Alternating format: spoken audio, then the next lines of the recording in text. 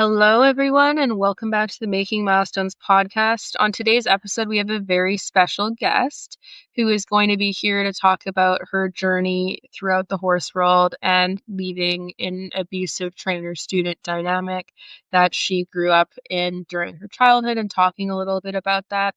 So, there are going to be some heavy themes in this episode today, and I just wanted to provide a trigger warning that there is going to be mention of sexual assault and abusive dynamics. They're not going to be in immense detail, but they are mentioned. So for anyone who is not comfortable with that, you might want to skip part of this episode or the episode in entirety because that's what we're going to be discussing. I do think that it's a very important topic because unfortunately these types of dynamics are more common in the horse world than we would like them to be.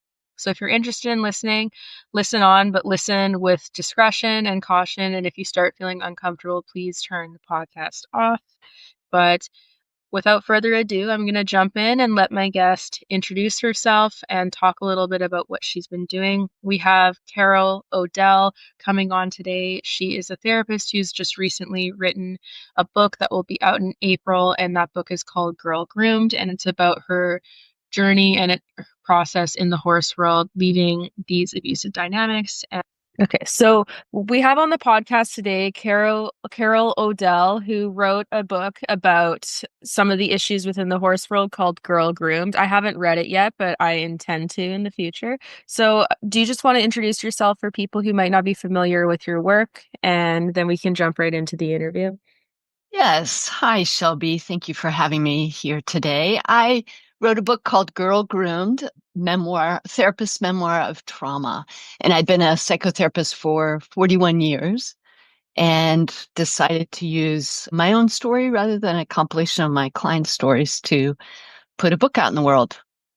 That's really amazing. And you've been involved in the horse world as well, right? And that's part of your experience growing up as well. Could you talk a little bit about that and like how you got started in horses and where your experience was and just your general perspective of the horse world then versus now? Yes, absolutely. I grew up show jumping, training on the circuit in Charlottesville, Virginia, and where we would travel around on the East Coast for shows. And I had always loved horses. I mean, as I'm sure all your listeners can relate to, just how innately incredible these creatures are. And when I moved to Charlottesville when I was 10 with my family, my younger brother, my parents, we got a house and a stables was just down the hill. And so for me to be able to have access to horses for the first time and have my dream come true was just amazing for me. And the access was so close that at 10, I could just run down the field and be part of that community. That's like every little girl's dream to be that close to the Yeah. So did you start competing or were you more of like a pleasure rider or how did like your love of horses progress, I guess? Because I mean, everyone gets into it because they love horses and they just have the general fascination with horses, but then sometimes that shifts to being more competitive minded or pleasure riding. Well, the man who owned the stables, and we could talk more about him, but his whole thing was about showing. That was part of his income, is the prize money from horse shows. And so he was all about training right from the beginning. So at 10, when I was learning to ride, I was being trained to show jump ponies in horse shows as fast as possible. And so he tried to put horses and ponies into every division as he could in order to glean as much prize money as possible for each weekend show. So it was very much in the stables culture. Okay. And did you find that came with like any drama or general, like even just amongst the children, not necessarily the trainer student dynamic yet? Did you find that? Because I know for me growing up, I grew up in a show stable as well. And the pressure of like being competitive and having to constantly be productive, it made for an interesting environment, even just amongst the children in the barn, where there was a lot of fighting and there was like groups that would kind of be formed and people would get left out. It was so complicated because he was also a sexual predator. And, we all had horses or ponies that we particularly loved or wanted to show, but there was always this threat that he would jerk you off one pony and put somebody else on, or it was in the undercurrent about the competition. And also he was a rageaholic. So he would be very angry if we didn't compete at our best or we didn't win when we should have and all that. So the undercurrent of that was super stressful for everyone involved. For sure. And I know like sexual abuse in the horse industry, it's a problem. Like I'm really glad you wrote your book because it's a problem that's becoming more talked about now, but an issue that a lot of people have faced where they've been groomed by their trainers because especially when you're young and if you're in the show world, like there's so much unfettered access to children in the horse world where parents drop their kids off at the barn, which isn't necessarily a bad thing. Like, I don't want to fault parents for doing that if the trainer truly is responsible, but it makes it so that if the person is a covert predator, that they have complete and utter access to kids. So, could you talk a little bit about that and what ultimately kind of led you to wanting to share this story and how you came to terms with what happened and like whatever you're comfortable sharing within reason and because I'm sure a lot of people can resonate with this because I've gotten sent a lot of similar stories from people who've grown up in the show community. And I'm so sorry these stories are continuing. It's such a bind, right, Shelby, because he held the access to the horses, and I love the horses, and I wanted to be connected with them, and they were my best friends growing up. And yet then there was this climate that was so toxic. And my parents were very hands off about it. And I appreciated the independence that I could just literally run to the barn and spend all the time that I wanted there. And he, mm, he got away with being sort of, quote, a ladies' man, kind of that bravado, just to describe him a little bit. He was very tall and strong, wore cowboy boots, had blonde Scandinavian hair, one gold tooth, and he was just very charismatic. And I realized for me, I was conditioned from very early on to admire the cowboy hero. It was on the TV and every show that I watched growing up, from Bonanza to Gunsmoke to Wild Wild West. And so to meet someone who epitomized that so completely, I turned over my power to him. And he was my mentor and he was giving me access to ride these horses. And that is, that's a bind that I think a lot of young riders are in. And also I've created a narrative where I thought, I've got this handled. It's not a problem. I can deal with it, and was way over my head.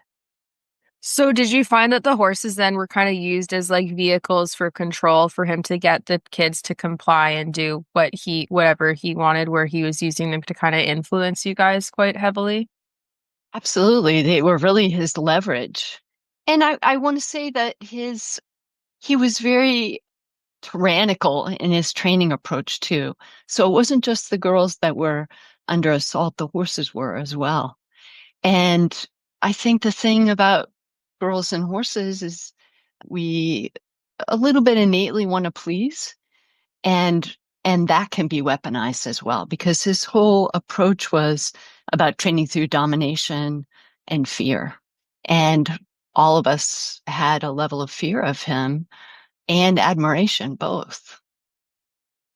So it's a weaponized combination in that way. And we can get into more the training thing because we became kind of numb to the violence that was happening around the horses. Oh, for sure. And I'm guessing like starting out initially, like at least for because I went through something similar with the training that I had normalized to me. And initially I was more uncomfortable with what I was seeing. But then when you have someone constantly shrugging it off or making you feel like you're just being naive and inexperienced, then you start to become desensitized. So if you could talk a little bit about that, like what training specifically you were seeing and how you felt about it initially, and then how that kind of snowballed into you accepting it. Yes, he was very well, he got good results. And, there's a lot of different ways to train horses, of course. And the horse whispering and attunement with horses was not his approach. Again, it was very much about domination and fear. And he could sort of force results on that. And what did I know? I was very naive and I thought, oh, this is just how horses are trained. This is how it's done. And that went across the board from like if there was unruly horses, he would beat them into submission. If there was horses that needed breaking, quote, right, his method was he put a Western saddle on them and they would be in the field for a few days with the saddle on. And then he would train us to be on top of the horse. And in this way, we're breaking them down literally.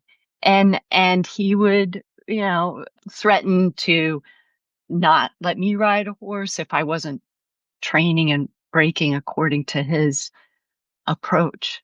And I think maybe you spoke to this a little bit, there's kind of initially this moral injury because it doesn't feel right. And yet there becomes this numbing of like, well, he knows what he's doing and look at all the prize money he's winning and Yeah, how the horses are complying. So it must, I guess, be okay. There's this kind of a slow, immersion in that way, desensitization of it, which I for feel sure. great remorse about now. But then it was just the conditioning. And you're a kid too, so I think that adds to it where it's like it's an adult telling you to do something. And like back then too, there's this assumption that just because someone's an adult that they automatically know better. And then it takes you out of wanting to listen to your own intuition. Exactly. Exactly. Absolutely.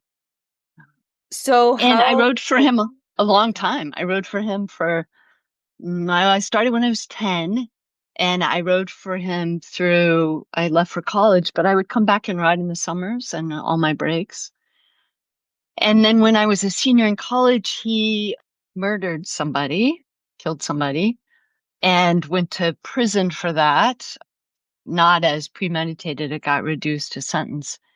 And we all were still very supportive of him. We wrote letters to the judge. We were very hoping him that he got reduced sentenced. And then I started to have some more shifts of orientation around like, wow, this isn't okay. And the way he's objectifying all of us isn't okay. And so that started to shift for me. But he came back from prison and restarted the stables and restarted with a new crop of girls. And he never got held accountable for wow. those crimes that he was committing against all of us daily. Yeah, so what was like the turning point? Like how long after do you think your feelings towards him started to shift where you started to kind of question the type of person he was versus like how you'd grown up viewing him? Well, and this is the thing of how long this spell lasted for me, because there was sort of this entrancing that he could do because he was so charismatic and charming, and it was such a mentor for me in the sport that I loved and the horses that I adored. It was in my early 30s when I started therapy that I ended up ending contact with him. And so all of that time I was in some form of relationship with him.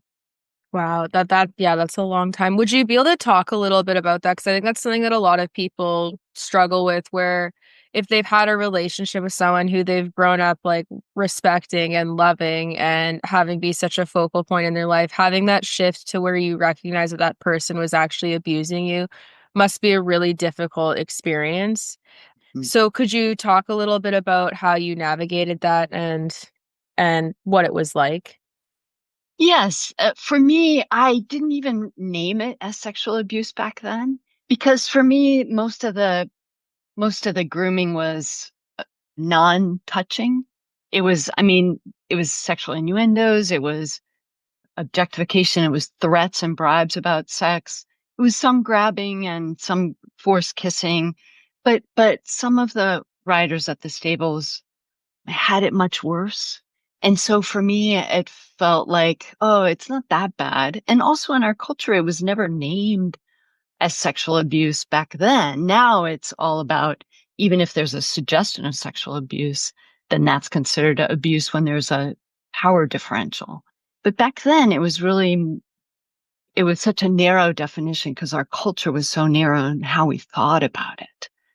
So it took me a while to kind of line up with what had really happened to me and the impact that it was still having. I think that's really important, like how the conditioning of the past continues to show up in the present, and that we're not really free from that until we bring it to light. And for you, like therapy was probably a huge part of bringing that to light and kind of learning how to navigate those emotions. Which, like, yeah, it's so beneficial. And I think that's another layer where there is a lot of shame involved, like in our society with going to therapy, where it's viewed as like a weakness or where only like crazy people go to the point where I've had people use it as an insult to me where they're like, you need therapy. And it's like, well, technically we all probably do. So like, I don't take it as an insult anymore, but it's thrown around as like a source of shame, which I think stops a lot of people from going. And then if you do make the choice to go, it can also be hard if you have to start having these layers kind of come to light where you're feeling feelings that you've repressed or that you hadn't even been aware are there, and then it can be hard to continue going. Mm, So I think I think mhm, that's a struggle, and I notice in the horse world especially there is a lot of old-fashioned behavior where people are more likely to kind of have that viewpoint towards therapy, or where there's a lot of shame tactics used to try to make people choose a different path and not make healthy decisions to stand up for themselves.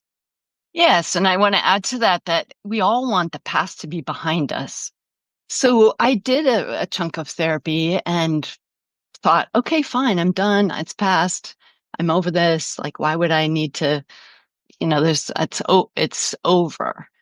And I think that's such a detriment because then we lose track of, again, how it's coming up in the present. And you're right, there's a lot of taboos against therapy, which is so unfortunate because it really helps. And it's so important to have some different input and objectivity and ways to shake up our narratives. We get so entrenched in our narratives and how we frame things that it's a hard shift to make if we don't have some help with that.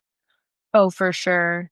And like I especially 'cause, like I think it's even harder to have like a lifelong passion like horses associated with someone who mistreated you so badly and who's like got such a complicated component in your life. So I think that's another thing for horse people that kind of makes it an interesting dynamic where you have the barn, which is your sanctuary and where it's like a safe place that you go to hang out with these animals that you love.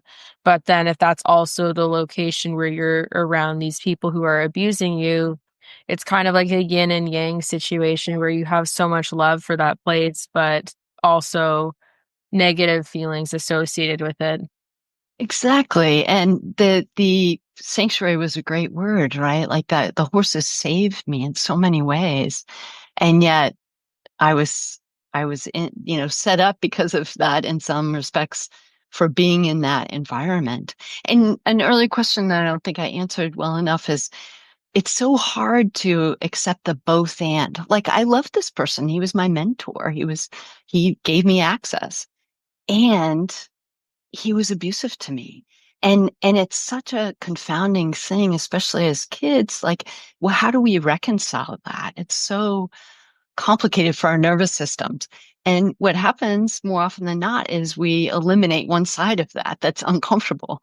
So I eliminated, I numbed myself out to the pain and the discomfort that I was feeling and just went with, hey, he's really helping me and teaching me and he cares about me and, all this one-sided story.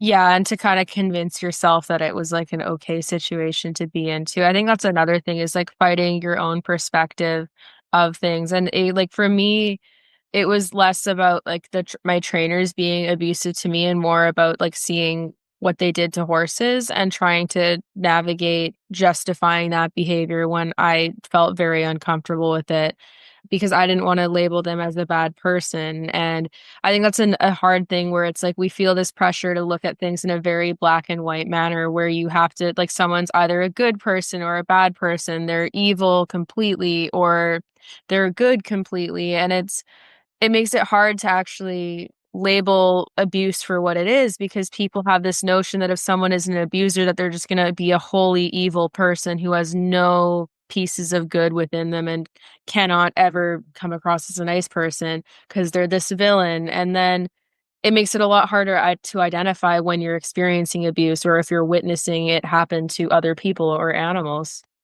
Absolutely. Yeah, absolutely. The both and is very challenging for us. And we do end up feeling either or. And while that's more comfortable, it doesn't tell the whole story or give us a whole continuum of our feelings.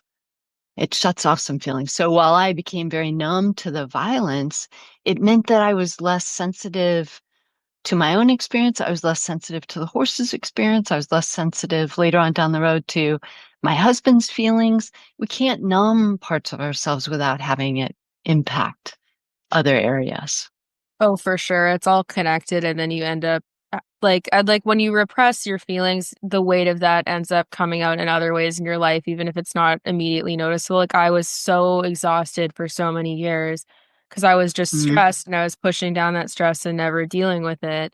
And mm, the impact it had was still there. It was just not even if I tried to ignore it. And I think that's something that I wish was discussed more, like both in school and around the barn, where just mental health is talked about more and where it's normalized to have these discussions and to talk about our emotions and to really teach emotional intelligence, I think, because I think it would protect children from abuse a little bit more if they had a better means of articulating how they're feeling and what they're experiencing. absolutely. Absolutely. The that unprocessed, undigested trauma that we have does come out sideways. And so I think it's hard to feel like, oh, I'm a good person and I don't cause harm on others. But the fact is, if we're not really paying attention to that, we do pay that forward negatively. And for me, you were saying that you got tired and exhausted. And for me, my anxiety came out as like I wanted to control things. I wanted to dictate the outcome. I wanted to do it unilaterally so that I could manage everything and keep it all organized. And that included me and my relationship with my husband until the point where he said, enough, and this doesn't work for me, and I don't like this. And we worked on that in therapy through a separation. And then that really brought me back to do deeper work around where the roots of that came from. Because I wanted to see myself as a good person, not that I was causing him pain. But if we don't line up with that within ourselves, then we're missing so much of how we can better integrate our experiences and not be controlled by our reactivity. For sure. And like I think that falls into what you're saying, like the both and statement where it's like you can be a good person, but you can still also cause the people you care about harm, even if you're not being like deliberately abusive in the same way that like other people might. Like there's so much nuance involved where even with the best of intentions, we can act in ways that are harmful. And I found like in my advocacy for horses and horse sport and talking about the abuse that occurs to horses, that that's one of the biggest struggles people have where they feel like they are a bad person if they've ever condoned unfair treatment of horses. So their way to navigate that discomfort is simply just by denying and being like, no, this isn't harmful to the horses because I'm a good person. And if this was harmful, I wouldn't do it. But then it leads to where you could put decades into behaving a certain way. And then down the road, you're still feeling in your soul this lack of congruency with your behavior and your morals. And it's still always going to be there like a hollow spot in your stomach. And it's a shame because a lot of these people, they want to do right by their horses and they feel very defensive and attacked by the statements that I put out because they don't want to feel guilty. But I've like for myself, I've realized that guilt is actually a pretty powerful emotion because it helps you identify when you're not acting in accord, like when you're not acting within your comfort zone, when your actions aren't matching how you really feel about things, or when you're uncertain about things. And it gives you the chance to pivot and take a new path if you're not comfortable with it. But it also involves having to be like, wait, I've hurt an animal that I deeply care about or a person that I deeply care about and have to sit with that discomfort. And I think that's one of the hardest things for people is to have to sit with that discomfort and admit what actually happened. I agree. And upstream from that is breaking down the denial first and the justification. Because all of us in the equestrian world love horses, right? That's why we're in it. And so how can we love our horse and consider that we may be causing them harm? And it just is a very difficult thing to sit with and not either feel terrible about or want to blame the messenger about. Oh, for sure. Shooting the messenger, I think, is like a very common tactic that people like to use where they get upset with me because I've put information out there that's made them uncomfortable. And like I've felt the same desire to do that too, especially earlier on in this journey of kind of figuring out how I really feel about things. But it takes away your own power because realistically, it's like people can't really make you feel that way without your permission if you're really comfortable with the way that you're doing things and you believe that you're doing the right thing. And I used to not really fully believe that because I was in a state where I wasn't feeling as confident in my own decision making and actions. But now where I'm at today, it's like people commonly shoot down and criticize the way that I work with horses because clicker training is so new to the horse community that it's mocked and it's made fun of.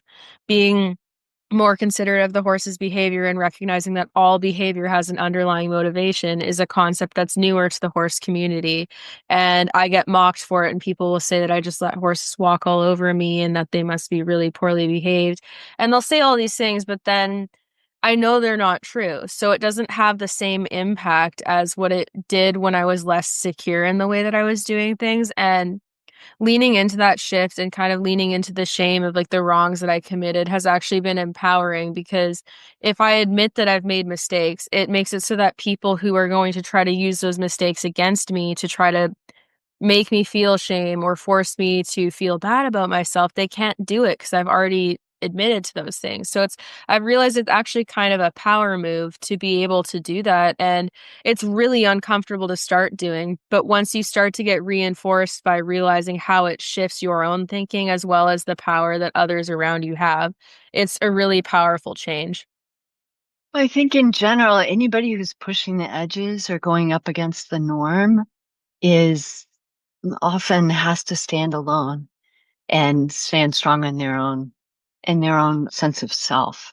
And that's really challenging. But look, if nobody was doing that, we still would be back with the way that my trainer was training, which was, whatever, beating horses, pulling heavily, all these things that are so cruel to horses. And so the thinking about even training horses has shifted even just in my lifetime. So there's more shifts to come, and there's more ways that we can learn to communicate respectfully with all sentient beings, because I think it's not just the horse world, it's right how that expands out for our social global world too. For sure. I think there's just a lack of connection from like how our actions impact everyone around us, where we have this very individualist mindset where people think that they should be able to act however they want to like the people in their life, the animals in their life, and that it shouldn't impact anyone outside of that circle. When really it impacts everyone. Like people shouldn't, oh, it's odd to only be bothered by someone mistreating an animal if it is your animal, because then it has this narrative where you have to have ownership over something before the impact that that being experiences actually matters to you. And it's interesting because it's a disconnect with like nature, it's with the animals around us, with the people around us.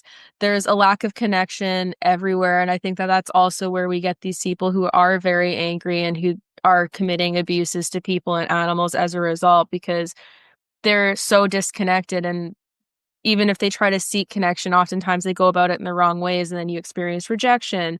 And it kind of causes them to double down that this is the way that things need to be done. And for me, when I was doing that stuff, it was also a way of trying to get power over my own life when I felt like I had no control over anything. You can take power over a horse pretty easily because if you scare them enough or you're forceful enough, they'll just do what you want. And then that was an area of my life where I could have power and control over something, and that was empowering too. And it was reinforcing because I felt in control. Hmm. Yeah. Yes. And it's that disconnect from ourselves that starts that. If we get back connected with ourselves, I really feel like then we have a lot more freedom of choice. We can see things more clearly. We're not responding just to the conditioning that we absorbed. And we can see that we're all connected, right? There's such an interconnectedness. And it's not a hierarchical system where it's too easy to other somebody that's lower down the hierarchy, which horses end up being at the lower end of that sometimes in that framework. So really shifting all of that and how we orient towards ourselves and others is important healing for the world.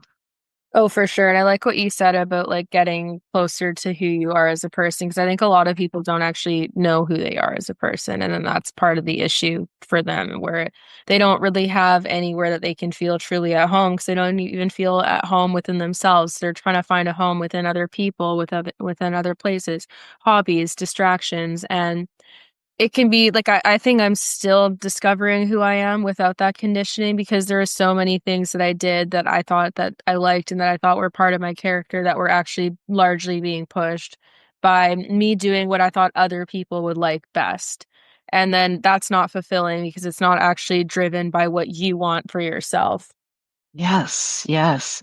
And we get so fractured. And so I say all this with a lot of compassion. And no judgment. We get fractured in feeling like we're not worthy, that internally something's not enough. And so then we're trying to prove something, you know, kind of figure out our worth from external reinforcement, not feeling lovable enough just in and of ourselves. And then that sets up a whole cascade of coping mechanisms and denials and trying to control things or prove something. And it takes us further and further away from ourselves and relationships. Oh, for sure. So I wanted to ask you, what have you found most helpful in like finding who you are and like kind of resetting your life and finding a life path and just becoming more fulfilled? Like, are there specific self-care things or just different events that have happened in your life? What have you found most helpful? Mm. In a practical way, I think that we store trauma in our bodies. And so things that are like movement, community, whether that's dancing or qigong or find the thing that helps you move energy within your own body and awakens that for yourself. Staying connected because mostly we get hurt in isolation or that we felt isolated with what was going down, whatever happened. And so to be able to be in relationship as we're sharing that, working on that, talking about it, that changes it. There's healing in that. And I'm a therapist and I've been in therapy and my book also is much about me being in therapy with my own therapist in the other chair. I believe in that. I believe in getting help because if we're not asking for help, we're doubling down on that narrative that, oh, I got this. I can do this alone. I'm on top of this. And that's not true. None of us can do it all alone. So reaching out for help is so important. And it has to be a holistic approach. So our physical, our emotional, our creativity, how we bring our creativity into it, our spiritual beliefs, whatever those are, and feeling like we're supported there. It's a process to heal from whatever happened to us. And things happen to all of us. And I also want to say on the psychological part, it's not only just what happens to us, it's what we do with what happens to us. So when we go into denial or we justify something or we trying to not think about it and distract ourselves, that all is something that we can create more agency over and then create more choices. that gives us freedom in our lives. Oh, for sure. I found that like running from your emotions and trying to suppress them is like one of the worst things you can do, even though it feels like so horrible when you're feeling really, really bad and you have to just sit with it. I think like a defining moment that I've had like relatively recently was like following like a breakup that was really hard for me like a couple of years ago, and feeling like how profoundly sad I could feel where I didn't want to do anything. And like it's sad to the point where you're like aching in your bones and there's a pit in your stomach and you're not eating and all you want to do is just sit around. And I could feel sad like that. And like I sat with it for like a few days and then I realized that it started to pass and then I started to do more things again. And then about a week or two after that, I was like, I actually feel really good. And I realized that this was the best decision for me is to like have this breakup and that Mm. even though I'm Mm. really sad, like I was really sad, like I could push through that. And it helped me realize that you can feel really, really bad emotionally at times. And it can feel like you're never going to get out of that state. And if you sit with it and you work through it, you realize how capable you actually are.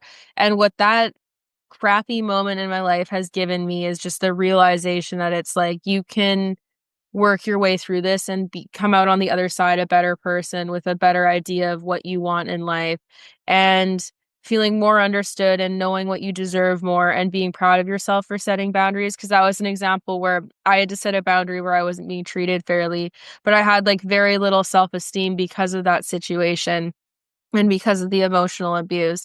And I started to doubt myself once I made that decision.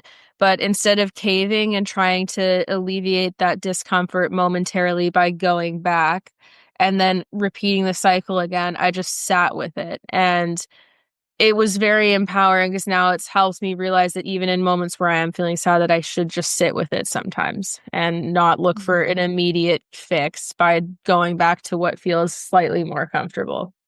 That's a beautifully articulated example of that. I I believe and I know that we're built to handle grief, but we don't know that in ourselves. And grief does have movement to it if we allow ourselves just to have our process with it. And it's incredibly painful. And everything in us wants to avoid pain. And yet, like you're saying, if we avoid that, we're cutting off part of honoring our experience. And if we can stay with that experience, we can build more confidence about our resilience ultimately. And like you said, sometimes a real confirmation of the decisions that we've had to make that are very difficult, hard decisions. For sure, for sure. And like I've felt too that like yeah, part of building the resilience is just having at first just having the belief that you can deal with it. Even if you don't fully feel that in the moment, just being like, I'm gonna just see how this happens.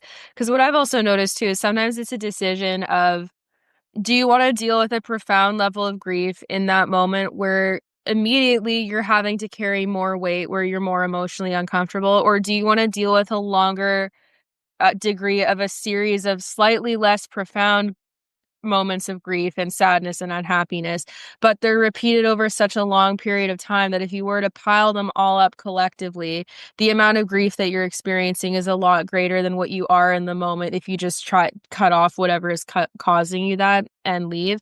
And it's easier said than done for sure. But I've noticed that it's like in situations where I haven't been being treated fairly or where I've been having to sell out my morals or my soul in a way in order to stay in a certain situation. The process of repeatedly doing that, even though in the immediate self you're not feeling as badly, it stacks and it builds and then you're carrying more with you than you would if you were just to cut the tie right there. And that realization has helped me leave situations sooner that were not meant for me, but it's a really hard one to come to because we chase the feeling of like relative comfort, even if it's not what we want long term. But, and like for me now, in leaving those situations and then finding better opportunities, that's been reinforcing to me for making that decision because you're like, okay, if I'd never done that, then this wouldn't have ever happened. So you kind of need to do it in order to get that reinforcement. And that's the scary part is the initial step. That's right. It takes a lot of courage to step into the unknown of that and not have any guarantees about how it's going to come out. And it reminded me earlier when you were talking about if we try to push the grief down, it can sometimes show up as depression. Some depression is like what I would call stuck grief, where we're not allowing ourselves to have that feeling and experience, and we're trying to hold it down so much that then it really immobilizes our emotions. And yet again, it takes a lot of courage to feel our pain, feel our grief, and trust, have faith that there's a way through that and that it can lead us to feeling more joy as well. Oh, for sure. And it's such a process. Like I think that it and then like that's the other thing too is that it's a never-ending process, which I'm sure you know, where it's like you're always discovering more layers of yourself as you progress. And like it's beautiful in a way, like where I think that there's not really any destination. You're just constantly unpacking and unraveling different aspects of yourself, which kind of leads me to my next question. Because I know that you've taken what you've learned from horses and from your situation, and you're doing like equine therapy now to help other people. Would you be able to talk a little bit about that? And I'd be interested in knowing like what that looks like and like what your practice looks like and also the types of people you tend to get in. Are a lot of them horse people or do you get people from all different areas? Well, just a correction around that. I actually just have a psychotherapy practice, and that I'm just working with people. I specialize in working with couples, and I run a lot of groups every week. And I myself participated in the equine therapy for my own, another element of healing where I circled back and reconnected with horses. Because for me, the horses, I'd had to jettison all the horses along with when I ended my relationship with this man that I rode for. And so I had a very long dry period where I had no contact with horses. And the equine therapy was a way for me to do another layer of my grief and healing. And it was incredibly powerful. So I can only speak to it from the receiving side of that, and would love to. That's a thought for me to get more into the other role of being able to offer that for others. But it's so incredible, the equine therapy place where I did that work. The horses were very respected as co-therapists on their own. They were never used in some capacity. It was all what innately came from them. And that was so incredible. And that the person that was guiding this too was like, I have no idea what will happen. I have no idea what your experience will be, because this is really up to my co-therapists. And just all the exercises that we did, or the final one where I was just sitting in the middle of the ring meditating with horses around and then letting them interact with me and offer their messages to me. It was incredibly unexpectedly powerful, even though I knew it was going to be important. It far exceeded that.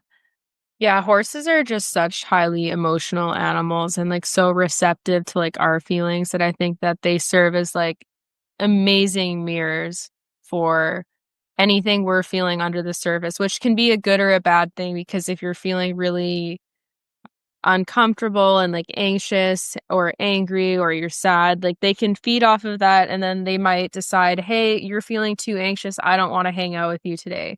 But on the flip side, like as you shift emotional states, if you're around a horse and that's happening, it's pretty telling because their emotional state tends to shift in accordance with yours. And I think that's why people are like partly so drawn to them is because as a species, they're very unique in their capacity to notice emotional states and also how they are impacted by them, which as a herd creature, it makes sense. And in theory, humans being community and like herd animals, we should have the same thing, but I think that we have it conditioned out of us pretty early on where there's a lot of tactics involved to shift our thinking away from that to being more individualist, starting from when we're children. And if you lean into going against the grain and not doing that, it does alienate you. And there's a lot of pressure to not go that way. So it's interesting to see how many people into adulthood are finding that now and kind of shifting. And I've been noticing a big shift lately where there's just a whole lot more openness about that. And I think it's a really positive one that we'll hopefully see continue. because I think it would help heal society as a whole. And that might be a bold claim, but I think that more connection and just more awareness of our emotions is the path forward to really healing.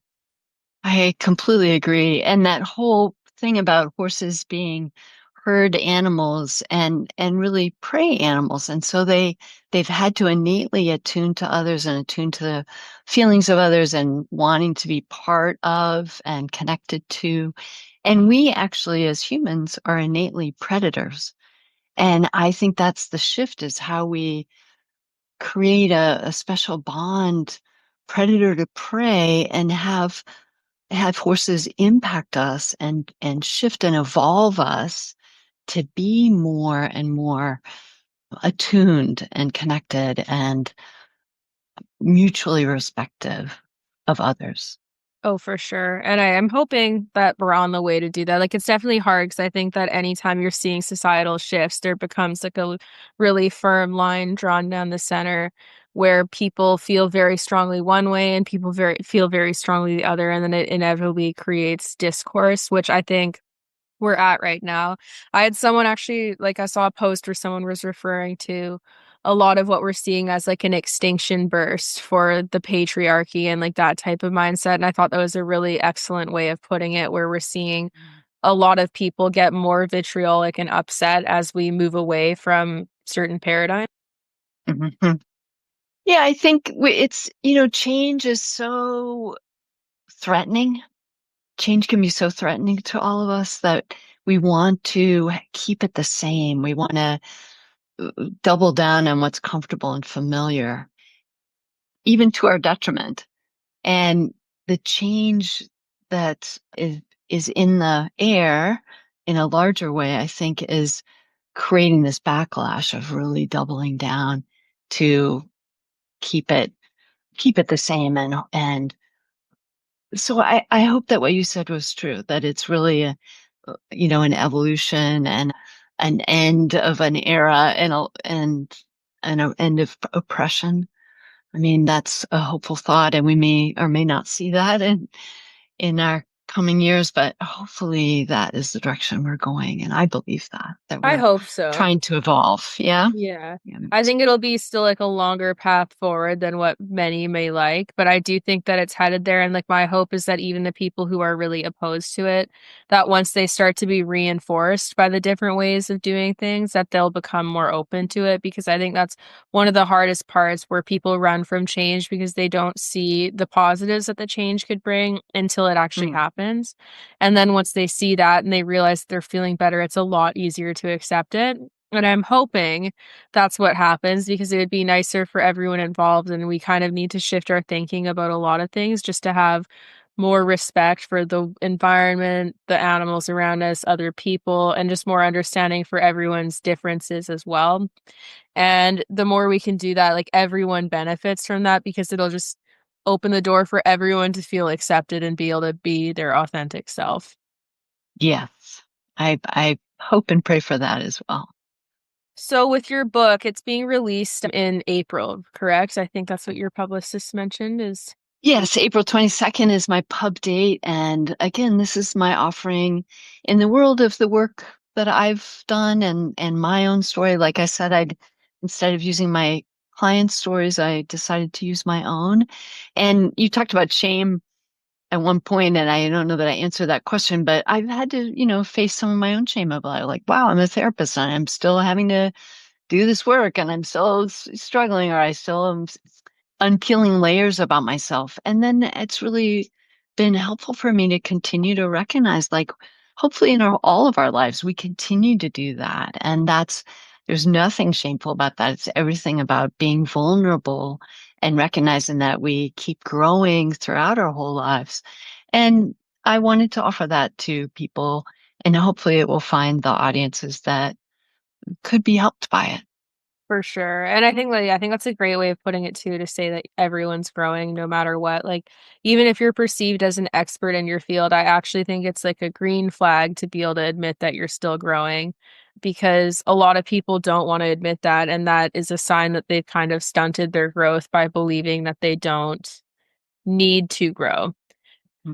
So it's great to see like other people who are like experts in their field say that, where it's like even if you're a therapist, you still can need therapy and you still need to continue staying aware of your internal state and continue growing in that way. And that's totally okay. And it's nothing to be ashamed of because it's just part of the process.